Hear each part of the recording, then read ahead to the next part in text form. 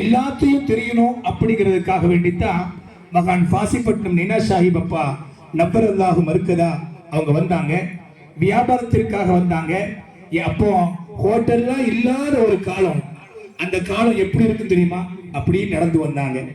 எங்களுடைய சொக்காரங்க 3 பேர் அண்ணன் தம்பி, 3 பேர் அண்ணன் தம்பி. இன்றும் கூட படிக்க பதில கேட்டு பாருங்க. வேலுக்கந்த அம்மன் கோயில்ல அந்த கொடை விழாவில் முதல் விரிப்பு இன்னமும் இருக்கு. நிப்பரமா போல துணுக்கு விரிப்புன்னு சொல்லி முதல் விரிப்பு நமக்கு தான். ஏன்னா நம்ம தான் அண்ணன். படுக்கிறதுக்கார அவங்க அண்ணன், நம்ம நடுவில் உள்ளவங்க, 3வது அவங்க பள்ளிபத்து.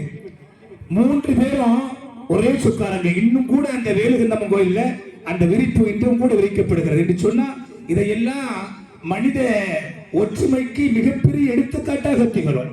அதற்காக வேண்டி சொல்றோம். அந்த அடிப்படையில் தான் ஒவ்வொருவருக்கும் ஒவ்வொரு மார்க்குகளுக்கும் தீனுக்கும் வலிய தீன். அவருடைய மார்க்கு அவங்களுக்கு, நம்மளுடைய மார்க்கு நமக்கு சொல்லி அவங்க சொன்னாங்களாம், தம்பி நீ முன்னாடி உட்கார்ந்துக்கா, நான் பின்னாடி உட்கார்றேன். கருமாவளை என்பது இந்த கருமாவளை இல்லை, அங்க ஓடைக்கு அப்புறமாக இருக்கக்கூடிய அந்த இருக்கிற இடத்திற்கு கருமாவளை.